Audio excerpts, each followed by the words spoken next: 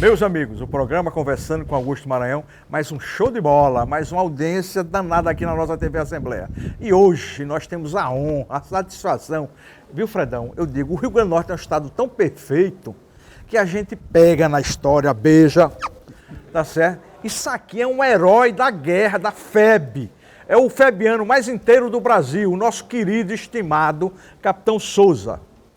Sabe de onde ele é? De Baixa Verde, de João Câmara. Ele vai dar o seu depoimento, como foi aqui o nosso querido 16, que na época era RI, hoje é BI. Então vamos contar um pouco da história do 16, de Natal na Segunda Guerra e desse homem na Itália. Certo? Não é isso, capitão? Perfeito, é exatamente isso. Nós estamos aqui para reviver a história. Chama-se Brasilidade. Mas sem delongas, depois a gente vai apresentar aqui toda a nossa equipe, a nossa turma de apoio aqui. De imediato agradecer aqui ao nosso querido comandante, Coronel Márcios, o nosso Major João Marcelo, não é isso? E toda essa equipe aqui, Dantas, Odon, né? Emerson. Toda essa turma aqui, a Marinês já está com toda a equipe aqui pronta, Léo está na retaguarda ali, que está com problema de pressão, mas sem delongas. Capitão, vamos conversar logo aqui com o Fredão. Ô Fredão, o 16 começaram a construir em 39, em pleno Getúlio Vargas. Ele teve essa visão já de equipar Natal com um quartel desse, Fredão. Ele foi construído mais durante a guerra mesmo. O 39 foi a colocação da pedra fundamental. Sim, mas já, a botar a pedra fundamental já tinha uma ideia de construir uma unidade desse porte em Natal. Não é isso, capitão?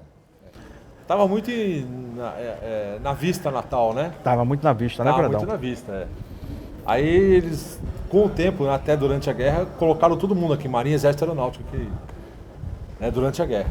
Durante a guerra, mas em 39, cara, eu fico impressionado, né? Antes, né? Em plena aquela turbulência de Getúlio Vargas, aquele governo tumultuado, mas ele... Então, em 39, botaram a pedra fundamental.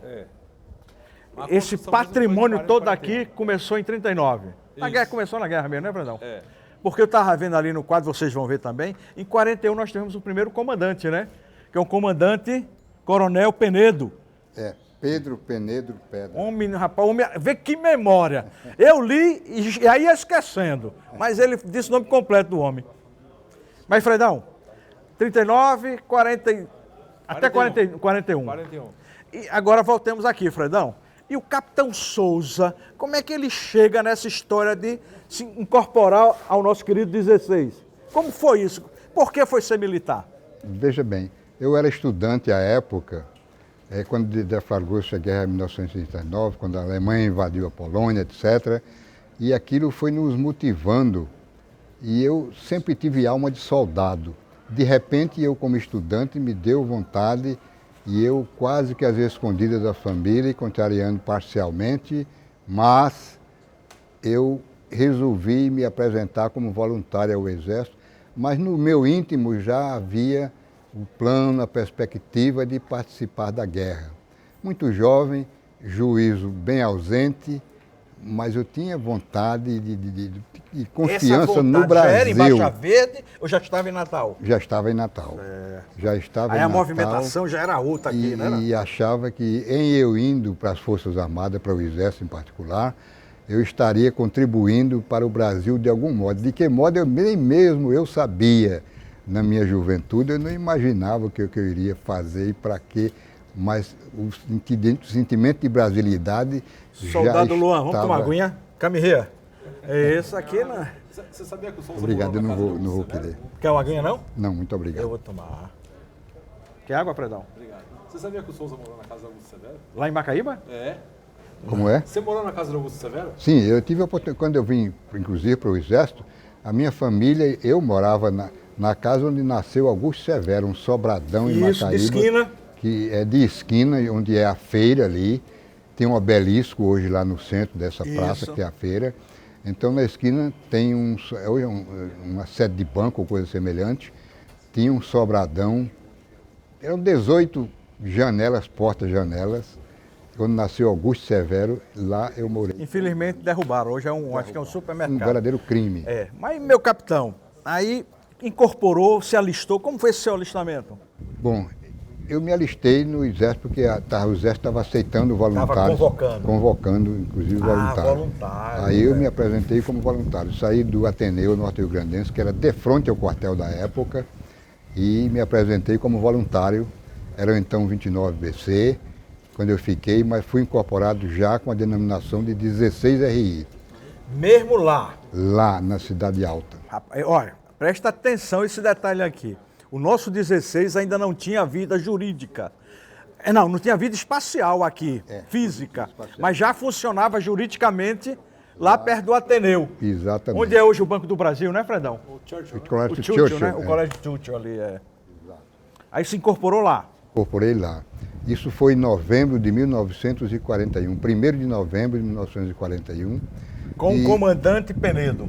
Não, desta feita ainda não era o comandante Penedo, era o tenente-coronel Liberato da Cruz O Barroso. homem sabe tudo.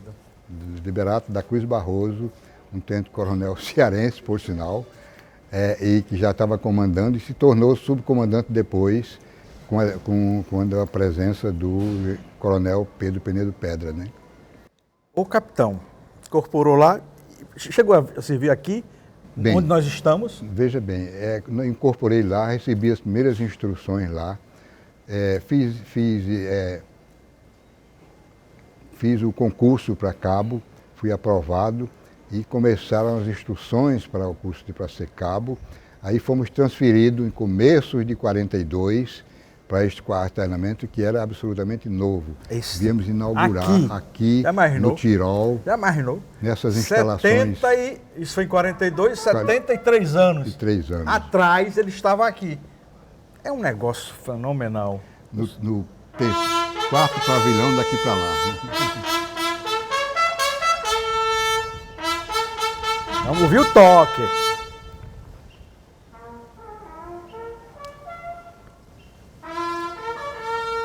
Continua nessa, Fred.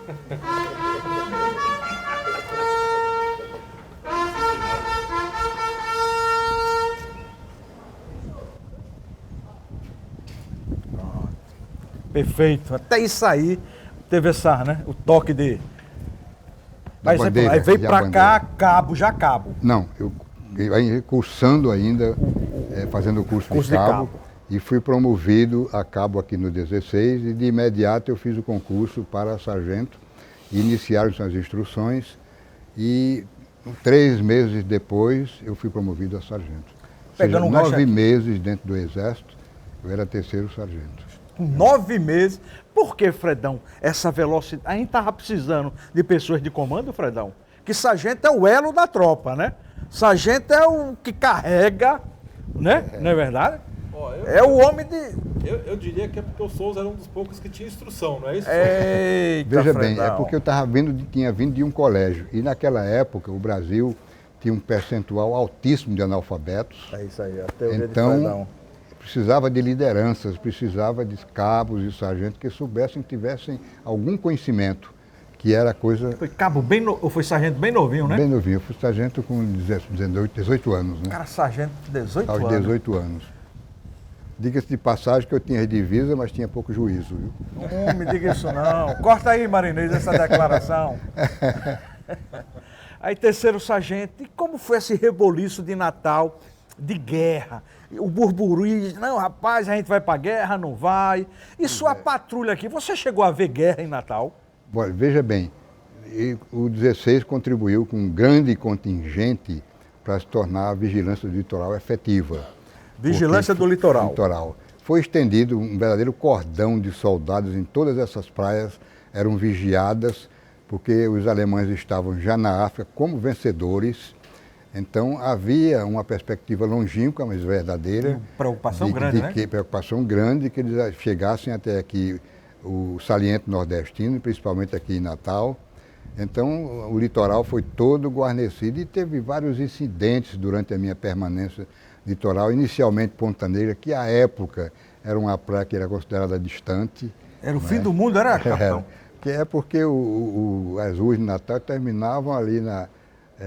Aqui já era longe, né, capitão? já era longe, ali numa descoberta, depois estava terminando Natal, né? Era o final. A Avenida 15, famosa Avenida 15, da época, onde terminava a cidade do Natal. Tinha uma corrente que controlava a saída da cidade. Então, nessa época, eu fui destacado para Ponta Negra. Ponta Negra eu presenciei já incidentes de guerra. Não me diga isso não. Eu presenciei... A bala comeu aqui em Ponta Negra, perto em Ponta Negra, eu vi um combate de um isso submarino. É importante, né, Fredão? Vi um combate de um submarino alemão com um avião Catalina dos americanos sediado na rampa, lá na Limpa. E a de pouca distância do litoral, ao entardecer, mais ou menos a esta hora, aí o submarino abriu fogo contra o avião. Eu não sei se o avião foi atingido ou não chegou a responder o fogo, mas fez um sobrevoo no submarino e se dirigiu para a rampa. Acredito que ele tenha pedido socorro na localização. Aí o submarino submergiu e se mandou. Isso é uma história importante de ser registrada. A turma fala, não, teve bala aqui pertinho. A guerra esteve no nosso litoral. Teve aqui, né?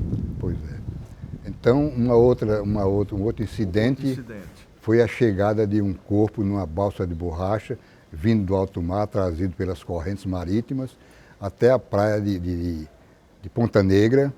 E lá na Ponta Negra foi a minha seção de metralhadora, os meus soldados que foram recolher dentro d'água da praia essa balsa, e dentro tinha um cadáver todo equipado de piloto, e que foi retirado, e na época nosso comandante, que era o Major Alberto Zamit, ele entregou aos americanos, fez a entrega desse corpo, que na época eu pensei até que era um corpo de um inglês da RAF. Na realidade era um aviador americano, que segundo eu soube muito depois, está enterrado no Alecrim, mas que naquela época. Fredão, sobre esse piloto que veio na balsa, sabe alguma coisa dele, Fredão? Não, então, eles foram enterrados no Alecrim, né? Todo mundo mas depois foi na Operação Glória, foi embora, né? Depois foi embora. O que está aí não é esse. Não é ele. Não, eu soube na época que ele foi enterrado no Alecrim. E essa história, Fredão? Descobriram a aeronave, o que foi que aconteceu. Acho que tem uma história, tem essa história. Tem. Não sei se a aeronave caiu. Caiu, não foi? Caiu no meio do oceano. Caiu no meio do oceano, na travessia, não foi? Isso.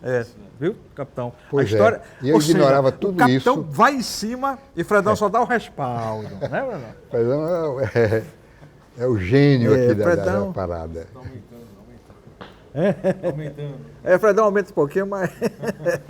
mas aí... Bom, aí depois de estar em Ponta Negra, com esses incidentes lá, eu fui chamado de volta, a minha companhia foi chamada de volta ao regimento, e em seguida foi destacada para guarnecer Pirangi do Norte. Pirangi, capitão? Pirangi, praia de Pirangi. Lá na saída do rio, na foz do rio Pirangi? Na foz do rio, na embocadura do rio ali, do rio Pirangi. Ali era bom demais, né? Era veranear. Pois é, agora o interessante é que o uniforme é exatamente de praia. Era calção, era? Calção, embora camiseta? Botina, Tinha camiseta não, tinha? Não, era chamado naquele tempo, chamava gandola, era uma camisa, uma blusa verde-oliva assim e tal, que cobria. Mas ali, por dessas coincidências da vida... Por que ali? Qual era o lado estratégico ali, capitão? Ali era o seguinte, havia a presunção de que os alemães desembarcassem também em botes de borracha e saíssem pela margem do rio Potengi até atingir Parnamirim, que estava em construção na época, e houvesse então atos de sabotagem, explosões, etc. Então a missão era essa, prevenir que não houvesse essa incursão de comandos, como eram chamados à época, essas tropas especiais, e de destruir Parnamirim. E o interessante de tudo isso é que a gente ficava lá guarnecendo e, por coincidência, na época, a mesma companhia de metralhadora que eu servia, tanto tinha metralhadora como morteiros, eu estava chefiando uma seção de morteiros que constituem de 2 peças de morteiro de 81 milímetros.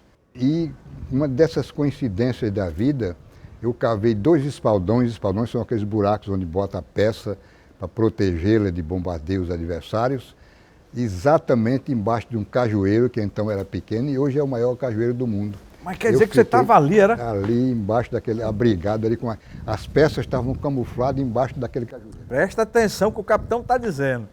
Os morteiros, o capitão escondia ali, debaixo do cajueiro. Debaixo do cajueiro com o tiro fixado, amarrado como chamavam, na foz do rio, onde havia a presunção do desembarque alemão, se fosse o caso, né? Ô Fredão, e serviço de inteligência para escolher esses locais? Que a gente pensa que o Brasil é, não, aquele negócio assim meio desmantelado, mas havia já uma metodologia. Já tinha um plano, né? Já tinha um plano, Já né? tinha um plano, É já. isso que é importante frisar, viu, Fredão? Já Tá entendendo, existia um capitão? plano de defesa. Positivo. Tinha um plano de defesa que deslocou o capitão com um grupo, morteiro, direcionado à foz do rio para evitar um desembarque. Já existia Tinha um plano. Ponta Negra, tinha Genipabu. Havia um plano, Já né? existia um plano Pium, de etc. defesa do Nordeste. Em defesa do Nordeste. Não era só aqui na redor de Natal. Não. Era no Nordeste inteiro. É, porque eles achavam que ia ter essa invasão, ia ser mesmo por aqui, né? Então já existia um plano. Né? Por ser o ponto mais próximo da África, a suposição é que eles desembarcariam aqui no saliente nordestino, né? Pegaria aqui essa área. Ô capitão, aí Pirangi, e como é que veio essa vontade de ir para a Itália? Como foi essa convocação? Como chegou aqui em Natal, que natalense nós mandamos 341 homens para a Itália.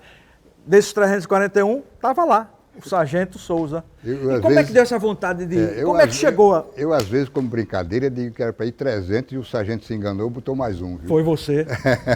Então, foram 341, mas é o seguinte, quando houve anteriormente uma inspeção de saúde especial para classificar aqueles que tinham uma saúde melhor, mais capacitada, mais porte físico, e tinha um formuláriozinho que tinha uma pergunta, em caso de uma guerra, aceitaria participar? Aí eu botei um 5, um S bem Desse grande tamanho. assim. E consequência disso, eu fui determinado, fui designado. Eu estava na época em Pirangi e fui chamado à sede e tomei conhecimento. A sede era aqui? A sede aqui no 16. E fui então, tomei conhecimento da designação. Isso era mais ou menos que ano, capitão? Isso foi em... 43? Não, foi em 1900 já, aí de 44. Meados do ano de 44. Eu saí daqui no São João de 44. Vamos chegar lá, não acelere não, que a gente tem tempo. Depressa. Aí veio, se apresentou, eu quero ir, sou voluntário. Aí começou aquele... Não, nessas alturas eu não tinha mais opção, já estava Já designado. estava designado. Aí já foi... designado. Era casado? Não, aí quando eu soube que iria para a FEB, eu era noivo, a minha primeira providência foi casar. Até Havia alguma restrição? Não, o soldado tem que ir Não, solteiro. Naquela época era proibido o militar contrair matrimônio e também o comércio não vendia fiado, porque não confiava no prolongamento da vida do militar, né? O cara chegar, homem, eu quero comprar... Não, que você pode morrer na guerra aí, exatamente. Eu vou ter prejuízo aqui. Então, mas eu consegui um padre no Alecrim, às escondidas, e acabei casando. Podia declinar o nome desse sacerdote que fez esse Era bem? um sacerdote polonês que falava um português. Eu não sei se ele me casou direitinho mesmo, porque ele falava muito atravessado o português, viu? Mas foi da igreja de São Pedro muitos anos. Que você casou velho. lá? Casei na igreja de São Pedro, Rapaz. bem escondido, viu? Aí, em seguida... Tá vivo ainda? Não me recordo o nome. Eu nem sequer gravei, embora eu tenha a certidão de casamento, que eu fui lá muitos anos depois e peguei, há uns 15 anos atrás, eu fui lá e peguei a minha certidão. Aí casou. Casei e em seguida, em junho... E aí embarcou para o Rio, foi? Em junho a concentração de 44, era no Rio de Janeiro? Concentração inicial em Pernambuco, no Recife. Então saiu daqui para Pernambuco. Para Recife, já casado exatamente. com a aliançona no dedo? No dedo ali e tal.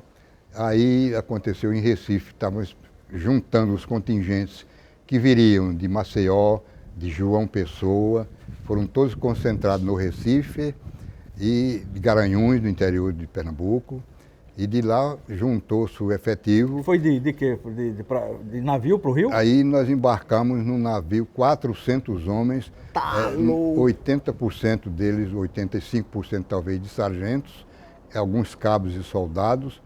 Embarcamos num navio do Lorde chamado Almirante Jaceguai, que não foi, como diz o folclore mineiro, a última viagem, mas foi a penúltima. Foi Ele mesmo? já estava caindo aos pedaços e na foi outra a pique viagem... por tempo de uso.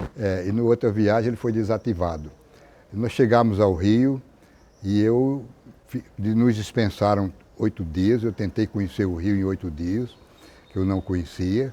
Voltei ao Foi aos quartel, me cabaré da Lapa, apresentei, passei por lá, mas respeitando a aliança no dedo. Entendeu? O homem era casado. Corta aí, Marinês. Vai lascar o homem Aí- aqui, rapaz. Mas eu acompanhava os companheiros para assistir Assim, lá. era um orientador de cabaré. Não, cuidado aí, não sei o quê, Era mas... o conselheiro, Conselheiro. era o mentor espiritual dessa turma, viu? Então, aí do Rio eu fui incorporado ao Regimento Sampaio. Aí houve uma série de treinamentos, marchas extremamente cansativas, noturnas, diurnas, exercícios de combate com bala real em Pijiricinó. Numa Permita-me só um preparação, parênteses. pois não. Essa declaração do capitão é tão importante que a gente, às vezes, não dá valor, acha que no Brasil tudo é esculhambado, tudo. Mas não, como diz Fredão, havia um planejamento. Você veja que ele teve treinamento, ele se preparou. Por mais que nós tivéssemos deficiências, digamos, de materiais, Exato. né? Mas Econômica, havia né? planejamento e havia dedicação. Essas coisas têm que ficar referenciadas e registradas, porque a gente está vendo aqui a história ao vivo. Ele participou, ele não é ouvir dizer não, ele é testemunha ocular e fez. Então vale fazer esse parênteses, sabe, capitão? Para a gente registrar que Com houve um certeza, planejamento. houve um planejamento. Vieram instrutores americanos para transmitir, porque nós estávamos fazendo a transição do exército que atuava na doutrina francesa antiga de 1918 e passava então para a doutrina americana, que dava outro formato à tropa e a maneira também do trato era mais humano em relação aos franceses, em relação aos soldados. Capitão, treinou, agora vamos chegar na parte do embarque. Como é que foi essa concentração? Como é que cabia tanto homem? Diz que iam 5 mil homens no navio. Você foi em que etapa? No primeiro embarque? No Eu fui segundo? no segundo embarque, foi em agosto, perdão. O primeiro foi em julho, né, setembro, Fredão? em setembro de 44. Mas veja bem, houve antes uma preparação, porque o trem ficava cheio de soldados, um regimento inteiro nos trens. Carro de prontidão. E não, embarcava no trem, chegava até próximo ao cais do porto, parava o trem, ficávamos à noite, tudo isso feito à noite, aí voltávamos ao quartel, simulávamos o embarque. Simulamos Era para embarque enganar 3 a quinta vezes. coluna. Era, enganar Fredão? elementos enganar a quinta pro-eixo, coluna. pro Alemanha, que existiam, que davam informações. Até que um desses dias nós Pegou. o tenente pegou e estava o navio General Meig americano. Foi 5.250 homens a bordo. Aí nós não fomos empilhados assim ao longo dos compartimentos, cada compartimento. Tinha cama, beliche? Beliche. Só Ou que fazia rodízio de cama? não, havia beliche para todo mundo. Rapaz, 5 só mil que beliches. não se podia, tem que entrar já na horizontal. Pegava, pendurava e entrava na horizontal, porque não dava para sentar, porque estava tudo emprateleirado ali, assim, né? Era que nem gaveta. Aqueles corredores. Era? Entrava como Tinha gaveta? uns 8, né? Eram uns 8? 8 mais ou menos, 8, subir. né? O capitão, o que me impressiona no desembarque desse, Fredão, também, é o rancho, necessidade fisiológica, o banho, a higiene pessoal. Dava tempo, capitão? Olha, veja bem, era tanta gente que a alimentação só tinha 2 refeições por dia, porque a cozinha não aguentava a demanda de dar mais de uma refeição. E água, era quantas vezes? Agora, a água era à vontade porque havia os bebedouros, né? Havia os bebedouros no navio. Agora, o banho, por exemplo, havia também, o banho era Salgado. livre, agora só que a água era água do mar, água salgada. Louco, eu ficava todo preguento. Um Eu ficava calor que preguento. a sensação... Eu não ia não, porque eu ficava preguento. Era uns 40 graus mais ou menos, aí a água salgada intensificava, aquilo ficava pegajoso assim. Eu acho que se a gente colasse num papel, grudava, Tá né? louco, só Entendeu? isso aí. Agora, vocês Eu imaginem... dava baixa. Agora vocês imaginem 400 homens no compartimento, um calor danado, um suor.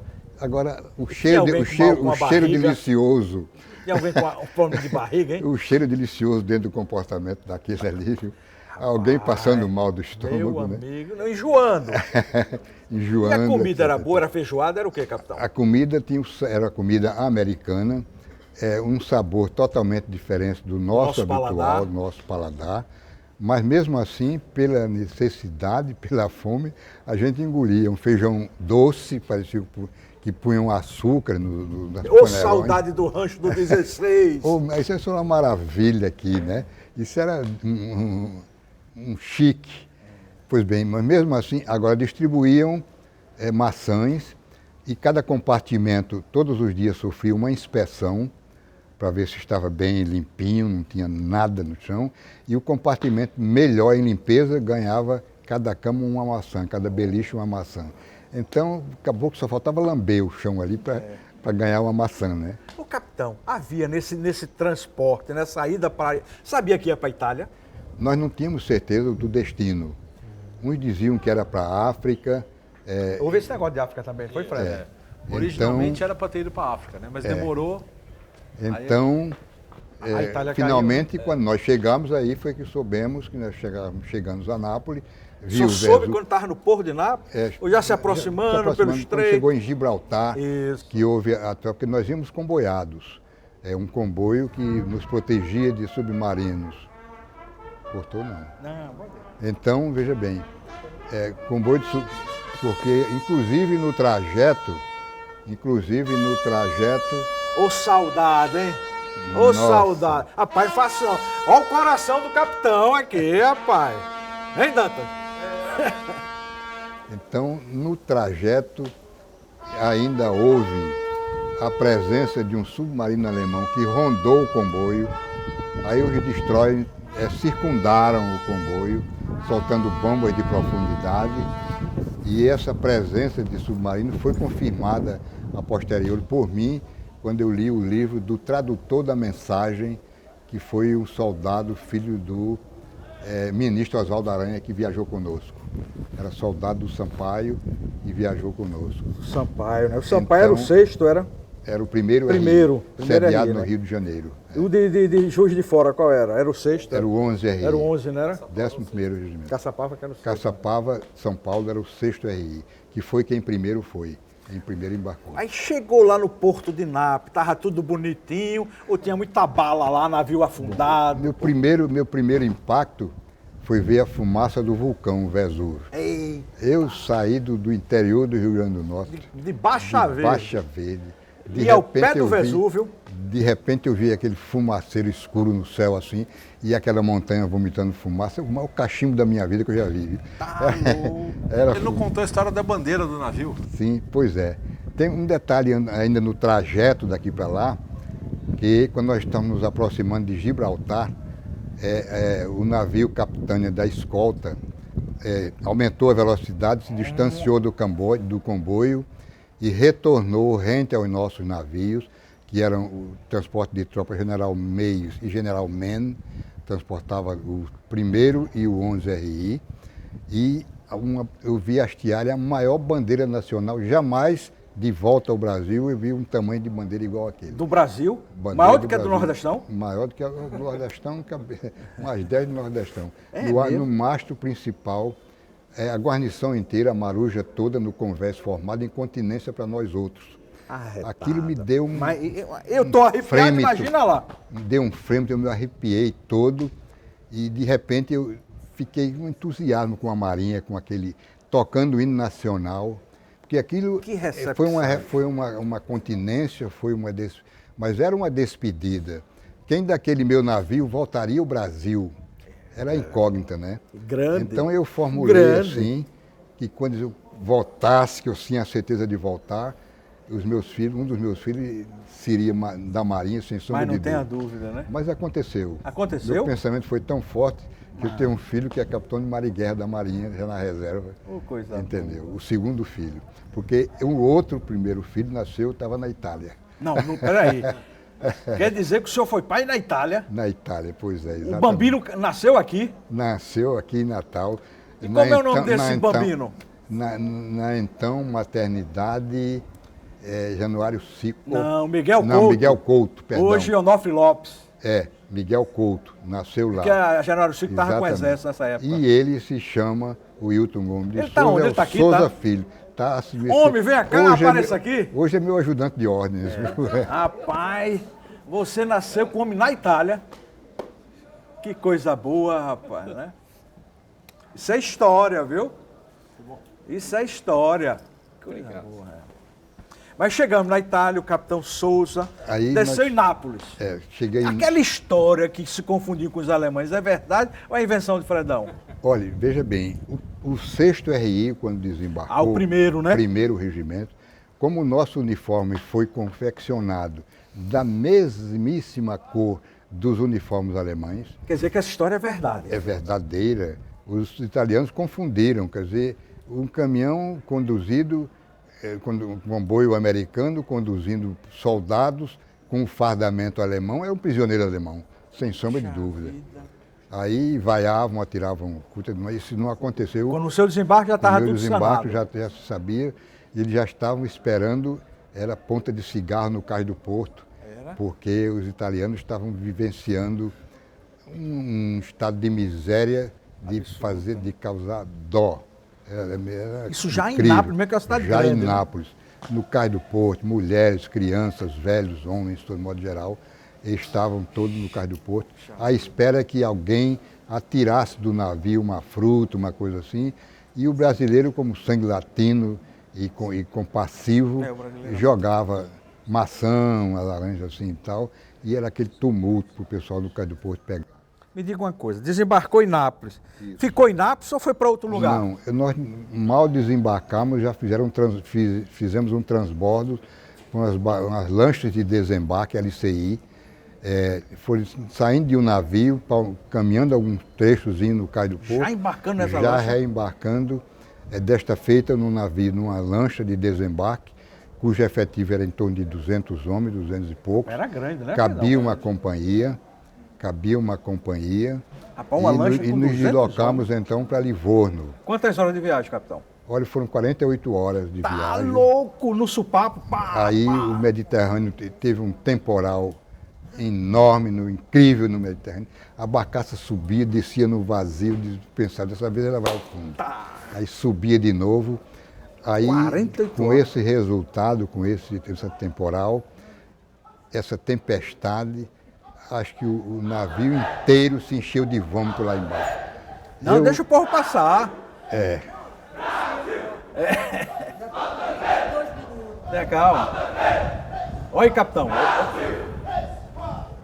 Viu?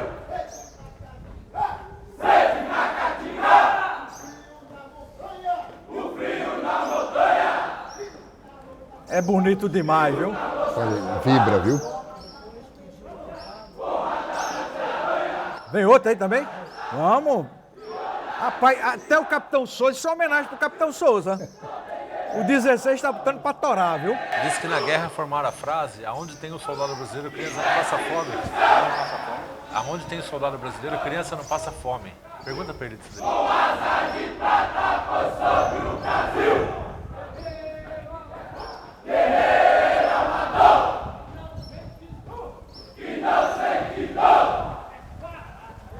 Show, Marinês, show de bola, viu, Major?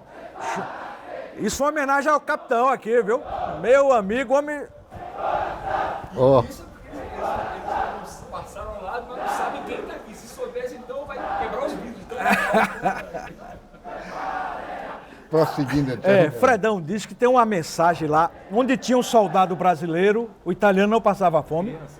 A criança não passava fome. Não, exatamente no trajeto da nossa tropa, dada a miséria italiana, eu dividi marmita, meu almoço, com crianças de 8, 7, 8 anos italianas, que estavam famintas, porque as famílias, os alemães, ao recuarem, eles levavam todos os mantimentos dos italianos, tudo que fosse comestível ou utilizável, eles levavam de volta e deixavam atrás a esteira da miséria, né? da necessidade, da carência. E nós outros brasileiros, mesmo contrariando instruções dos generais do 5º Exército, nós distribuímos, na medida do possível, a alimentação Disse, não, pode falar, pode concluir. É. É que Marinês mandou cortar para o intervalo, mas Para mim, só ela um estava pouquinho. cortando meu pescoço aqui. Ela fez assim, não foi? Mas, então nós distribuímos e isso fez com que não só nós outros da FEB, como o nome do Brasil começasse a ficar benquisto entre os italianos que ali estavam. E ainda hoje nós temos amigos firmes e fortes lá na Itália, graças a esse procedimento, a essa generosidade da nossa tropa, Tudo bem. que sempre foi. Vamos dar um intervalo, que a produtora já pediu ali para dar um intervalo. Na próxima continuidade do nosso programa, vamos falar do combate propriamente dito, de suas aventuras em Monte Castelo, em Pistoia, em Pisa, cidades que Fredão conhece da palma da mão, descendente de italiano, esteve lá agora, não é isso? Corta Marinês aí, programa Conversando com Augusto Maranhão. Daqui a pouco a gente volta.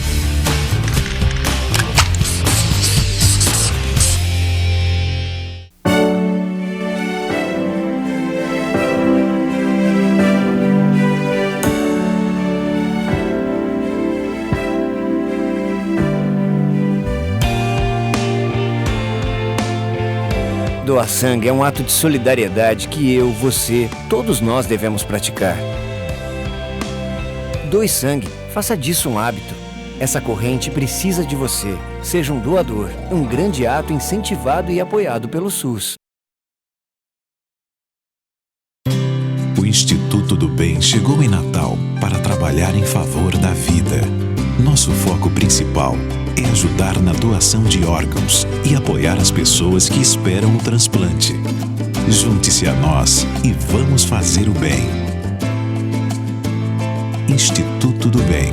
Ação e doação unidas por um bem maior. Doe órgãos. A vida agradece.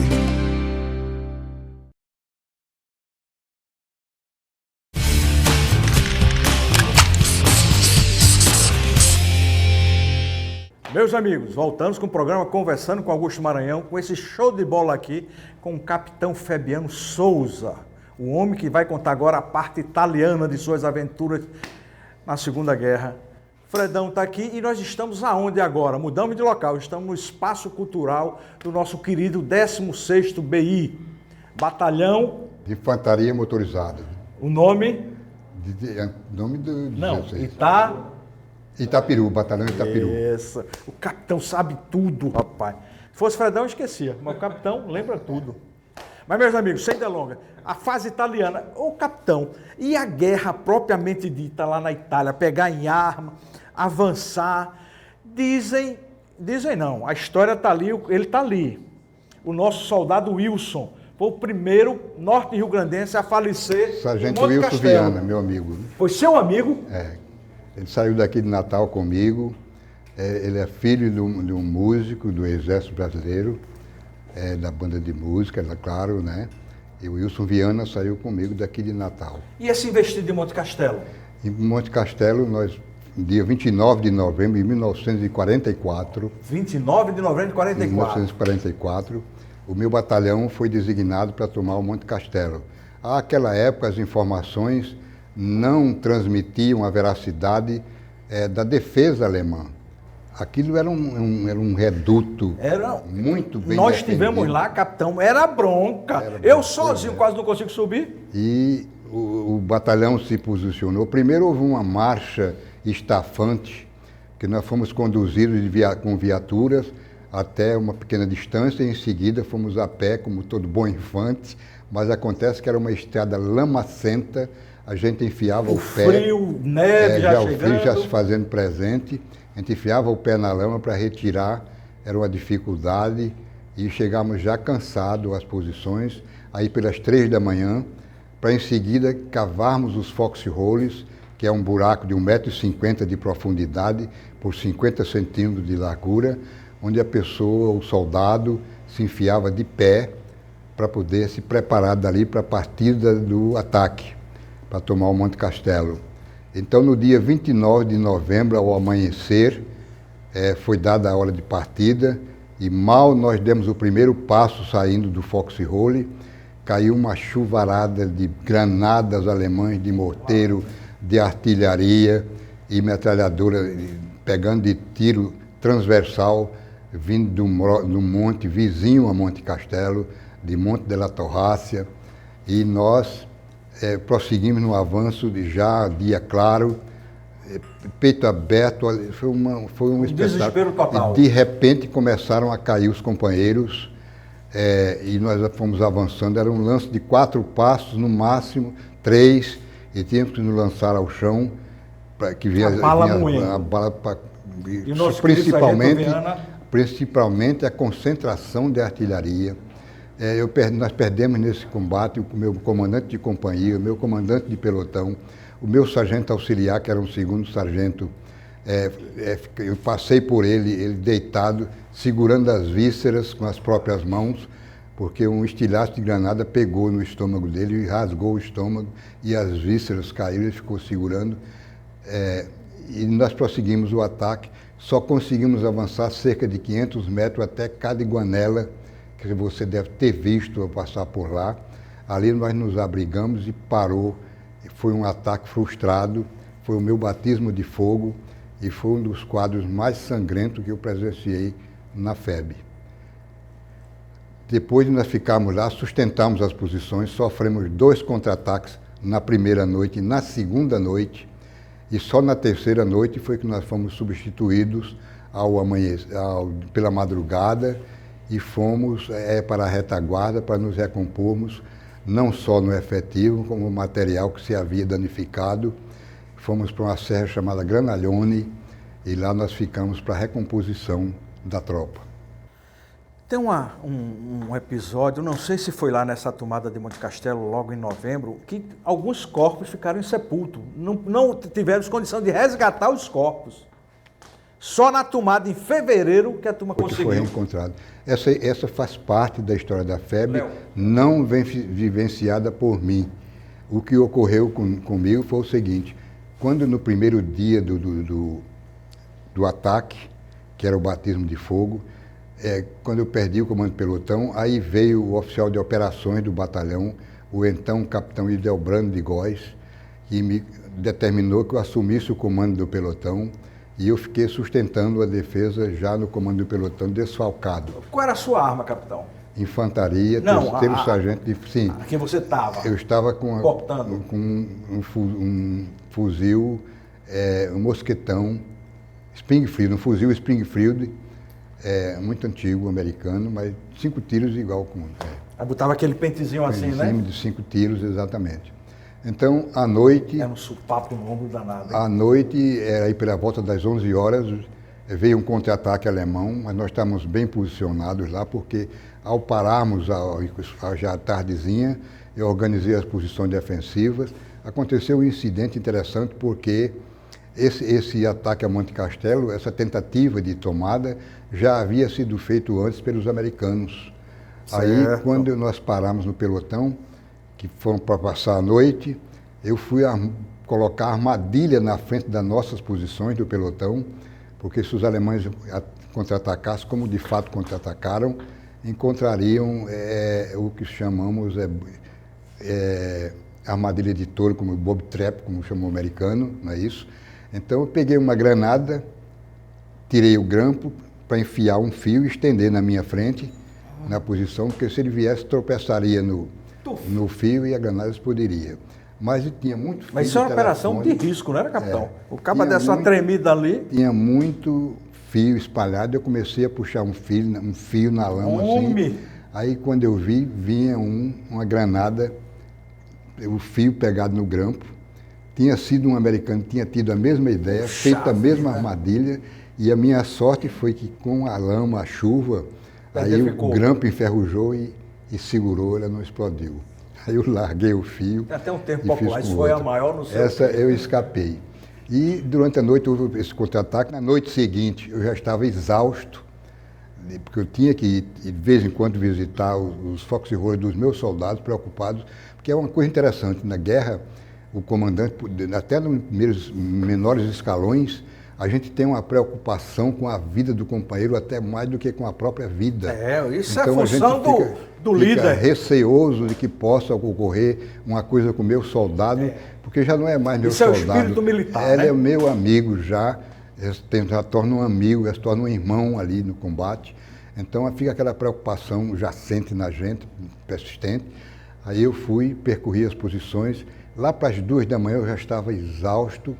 Aí eu passei o comando para um colega meu, Silas Munguba, terceiro sargento também. Se eu vou repousar um pouquinho, recuei cerca de 150 metros. Já fazia frio de madrugada. Aí eu encontrei 2 colegas dormindo já ali, bem todos cobertos, com cobertor verde oliva e tal. Aí eu pensei, bom, vou me deitar entre os 2 Para esquentar. para aproveitar o calor do corpo dele lá. Aí eu me enfiei bem devagarzinho e fiquei entre os 2, porque eu não tinha cobertor. Aí quando foi ao amanhecer, chegou em Muares os italianos, os partisanos, conduzindo o café da manhã. Cerca de 4 e pouco da manhã. Aí eu acordei, levantei para tomar o café e os caras dormindo lá. Aí eu chamei um, balancei, o cara nada. Aí eu levantei os 2 lençóis, era um sangueiro só. Eu tinha dormido entre 2 cadáveres sem saber. Eram 2 baixas e eu não sabia. Os que estavam cobertos, né? Mas eu já estava calejado, assim, eu já me considerava veterano, né? Porque aí em seguida eu tomei meu café e fui chamando os meus soldados um a um para descer e tomar café, e assim nós prosseguimos. Ô, capitão, sempre aparece nos filmes de Hollywood, né? Aquele negócio, a gente vê o companheiro morrer, o soldado, o seu comandado morrer, e o cara, isso é guerra. Era meu irmão, eu tenho que ir na missão. Acontecia isso mesmo assim? É como se fosse já calejado desse dia a dia. Exatamente. A gente tem, quando se incorpora e quando recebe as instruções, vai tendo uma espécie de Tá ficando mais duro, cumprir missão a todo custo. O custo que custar era nossa obrigação, mesmo porque em mim, por exemplo, que eu tinha assim, uma vibração pelo Brasil, então eu estava ali pensando como é que vai aparecer no Brasil esse combate que a gente não conseguiu vencer. De que modo o Brasil vai ser encarado pelo resto do mundo com um fracasso de tropa ou coisa semelhante. Então isso dá uma motivação interna e nos impulsiona. Você corre até riscos, até assim, e depois, mas por que eu fiz? É um negócio inexplicável, É um negócio que está lá dentro, é do íntimo da gente.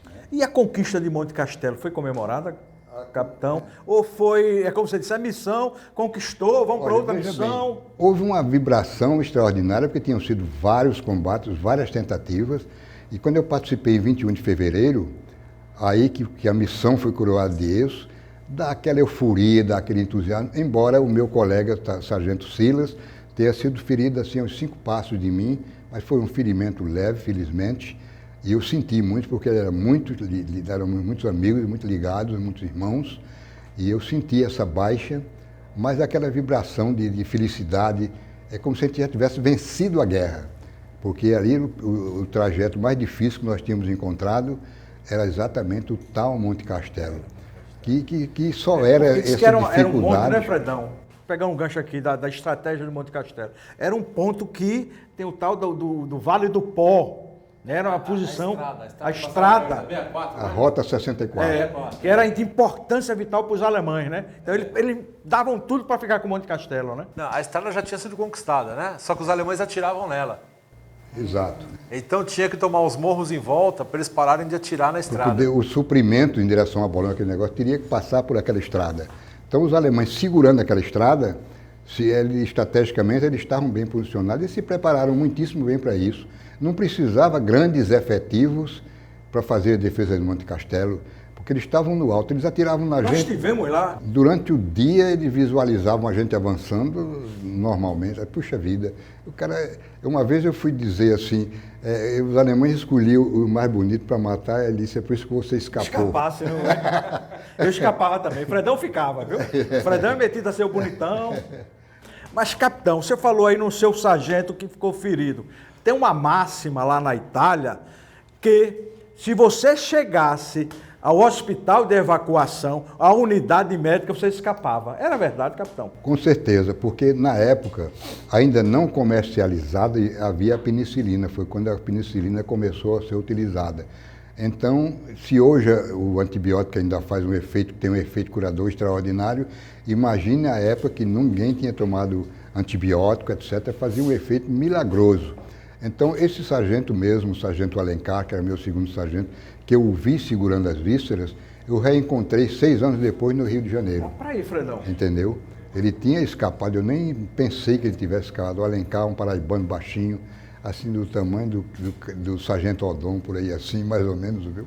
Então, aí, ele, escapou, e tantos outros. Agora, só se o sujeito expirasse. Na Itália se comenta isso. O cara conseguisse chegar à unidade médica de atendimento, ele estaria salvo, com certeza. Aí, e depois o seguinte, reuniu na FEB, quando a FEB estava operando, uma equipe de cirurgiões americanos e brasileiros agindo conjuntamente. Operavam ali, um americano aqui, o brasileiro ali, esse negócio todo e tal. Isso, um parente, né? Lutero Vargas foi médico. Isso. Filho do presidente, então presidente, entre aspas, brasileiro.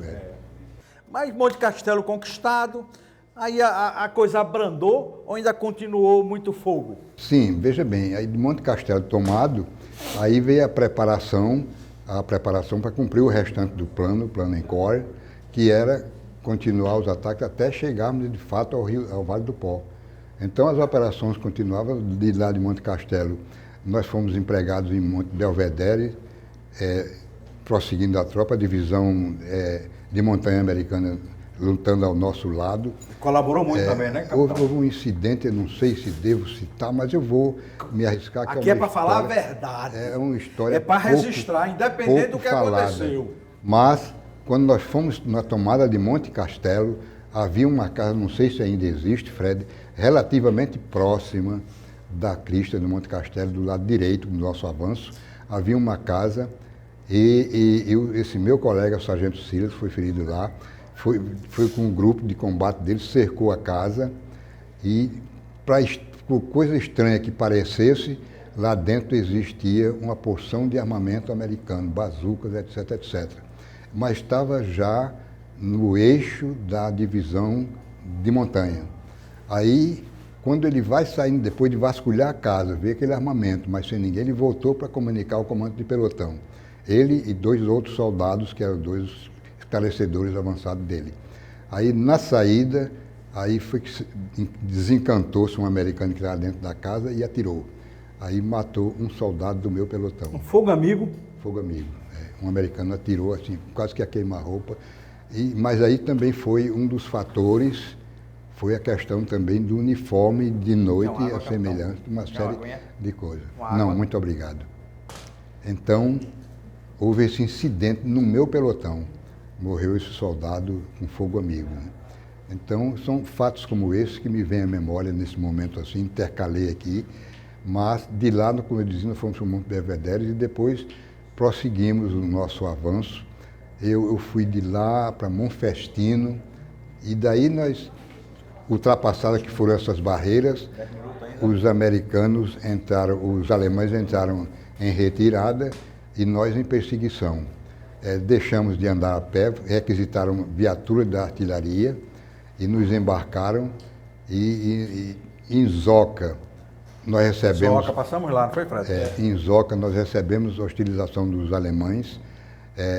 Eu ali passei um aperto também porque os alemães nos receberam com fogos e eu fui tentar cavar um buraquinho que fosse, mas era tudo rocha abaixo do solo.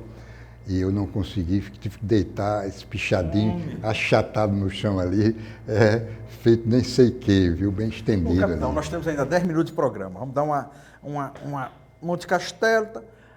O final da guerra, quando, digamos assim, abrandou, já chegando maio, abril, maio, as coisas já ficaram mais calmas, ou ainda tinha... aquela entrega dos alemães lá, Veja bem, aquela rendição da Alemanha. Divisão. Eu não estava na tropa que a cercava, eu estava num outro eixo de progressão e eu só tomei conhecimento. Que os alemães tinham se rendido. Que havia sido... Isso eu vim saber já no comecinho de maio, 2 de maio, por aí assim. Foi quando houve o cessar-fogo em seguida, né? Mas sei alguns detalhes. Por exemplo, que fazia parte do acordo da rendição da divisão alemã, que os alemães portariam as condecorações e seriam invioláveis. Então, Essas medalhas que eu estou assim, se fosse alemães, ninguém mexia. não era para ninguém tocar. E aconteceu o seguinte... Aconteceu um incidente grave. 15 Presta mil, atenção vocês. 15 mil alemães se rendendo, entregando. Eles As iam armas. marchando marcialmente, marchando em forma normalmente, bem marcial, e chegava, jogava a arma no monte e já ultrapassava a nossa tropa que cercava e pegava a viatura para ser conduzido para o interior. Mas um dos nossos soldados, aparece um negócio desavisado, aí ia passando um sargento alemão com a cruz de ferro e outras condecorações, ele entendeu de ficar com a cruz de ferro. Foi no Souvenir de guerra. foi no peito do sargento alemão e arrancou a medalha. O alemão partiu feito um raio em cima do monte de arma, pegou um fuzil no coração do soldado e disparou, matou na hora. Matou soldado o brasileiro. Aí foi Um um mal-estar terrível. frisson naquela turno, na tropa toda que cercava, todo mundo engatilhou as armas, mas nesse momento um tenente alemão saiu de forma, pegou a pistola Lug, engatilhou e chegou no sargento. O sargento tomou a posição de sentido, ele disparou no coração. Vida, O sargento caiu morto ali. Puxa vida. Aí a tropa foi se acalmando, o restante continuou marchando como se nada houvesse acontecido e esse incidente passou. E é pouco relatado, porque poucos livros citam Esse isso aí. depoimento do capitão aqui. Poucos livros, mas foi um fato ocorrido lá na Itália. Comemorou o fim da guerra lá? Olha, pela Ou não dava nem, não tinha clima para veja bem, comemoração? nós chegamos a Piacenza e a companhia foi designada para tomar parte num distrito, tomar conta de um distrito que nós ficamos como tropa de ocupação, manetedora da ordem. Então o policiamento, tudo era conosco, né? A manutenção da ordem das cidades, das vilas, etc. Então foi nessa oportunidade que houve um incidente comigo também, porque os italianos, principalmente os que eram comunistas, pró-russos, Havia etc. muitos, e tal, muitos e havia ainda. muitos daqueles patriotas italianos assim, eles raspavam a cabeça das mulheres, daquelas moças que haviam namorado de soldados alemães, eles raspavam a cabeça e você via na cidade de São Jorge Piacentino, muitas moças, tudo de turbante assim e tal, Escondendo era a tudo cabeça raspada. Aí a minha companhia estava lá, quando o comandante da companhia recebeu a denúncia que estavam 3 italianos cercando uma casa para pegar uma das moças que tinha namorado um soldado alemão. Aí eu fui designado para uma patrulha, formei do meu grupo, metade do meu grupo, uma patrulha, e na hora da saída da patrulha, eu não sei por que cargas d'água, eu sabia que um colega meu tinha uma pistola Beretta escondida na cintura, Beretta que ele andava. italiana. Aí eu pedi emprestado, ele correu e me entregou a pistola.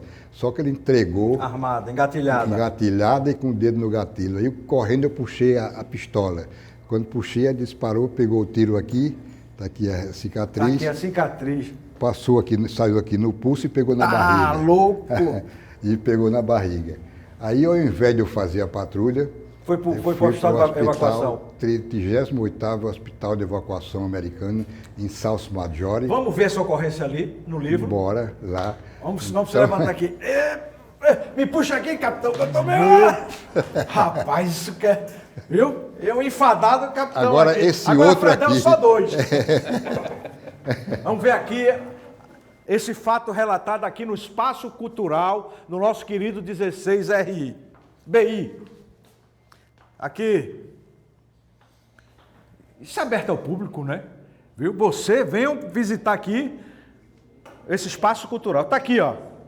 O 3º Sargento Virino Gomes de Souza, o sangue fio com quem manteve sob fogos de artilharias, morteiros de metralhadora, a quem foi submetido na última fase da luta na Itália, bendizem a sua coragem.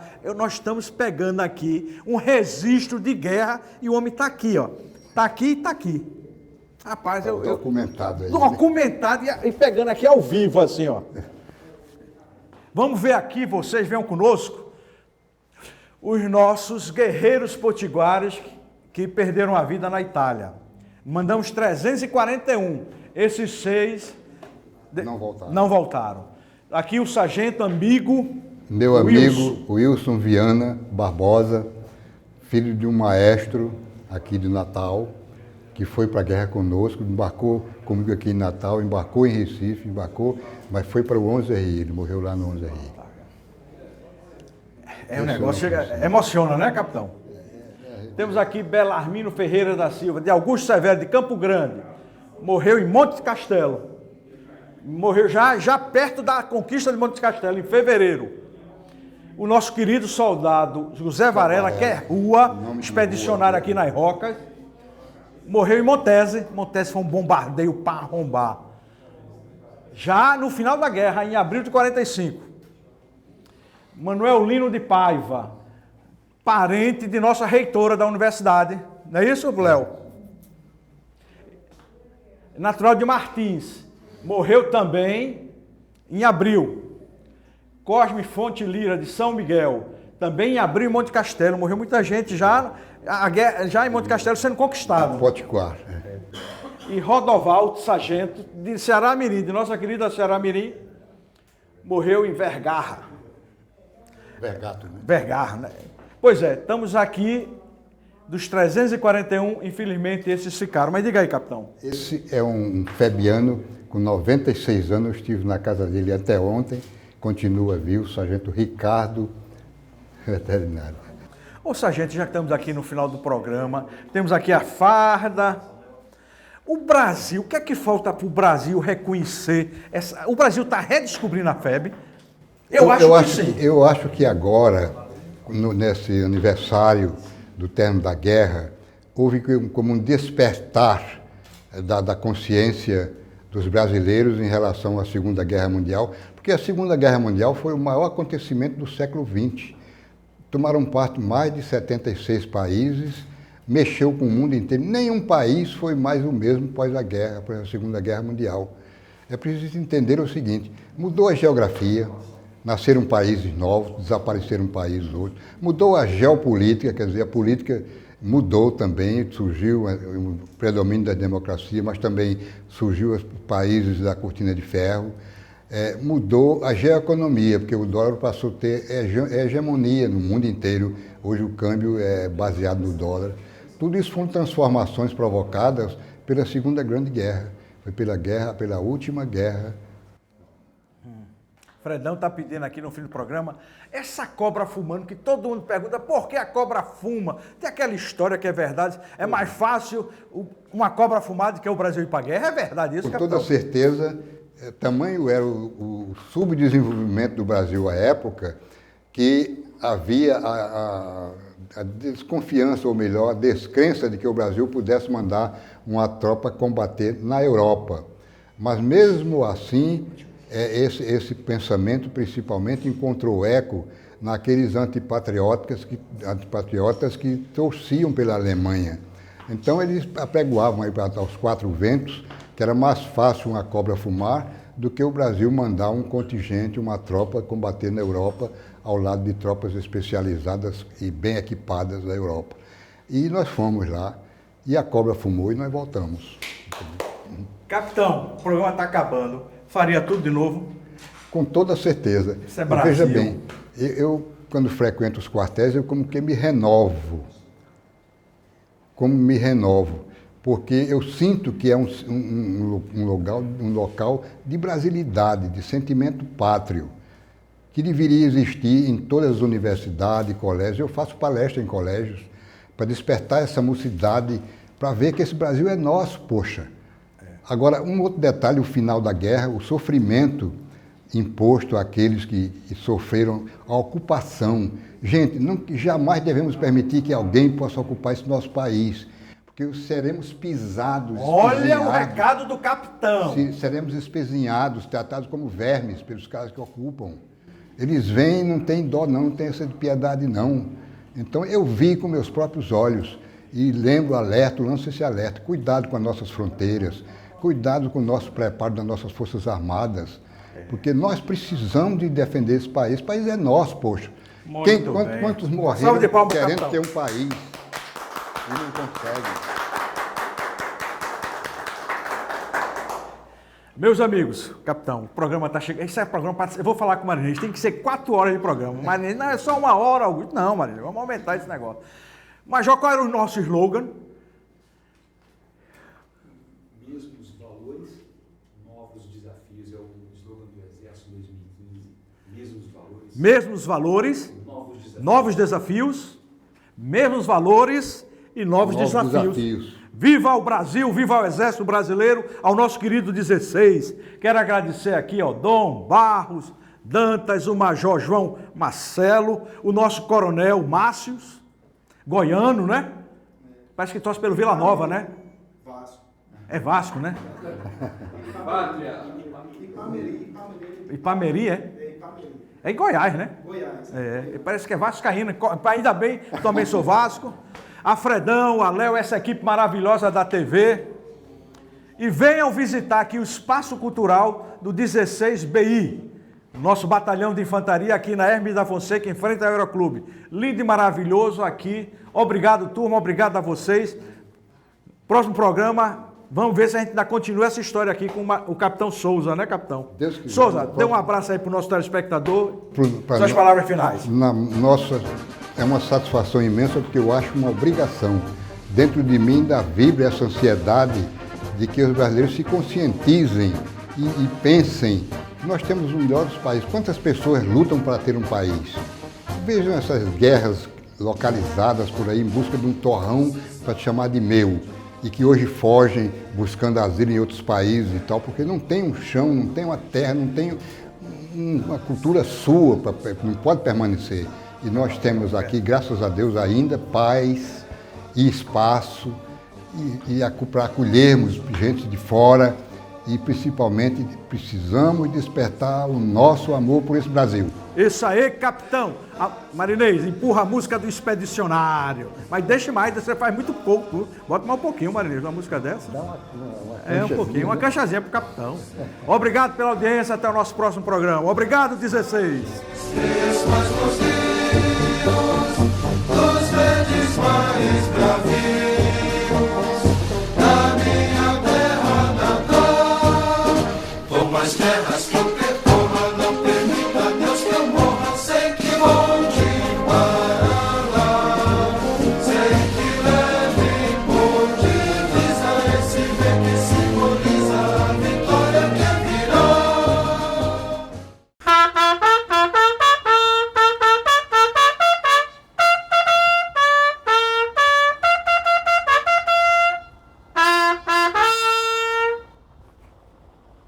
Que coisa boa, hein?